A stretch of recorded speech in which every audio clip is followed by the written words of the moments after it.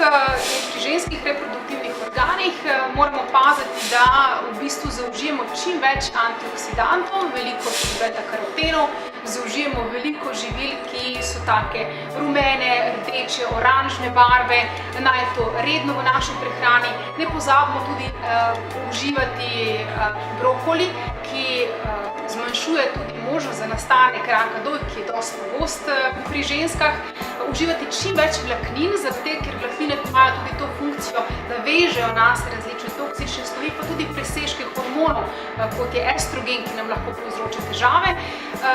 Seveda kot pri moških, tako je tudi pri ženskah, je treba paziti na zadosten vnos vitaminov, mineralov, omega-3 izjemno pomembno, posebej ko se tudi ženska stara, naj je zadostna količina kalcija v prehrani, seveda v kombinaciji z magnezijem in vitaminom K2, pa tudi D-vitaminom.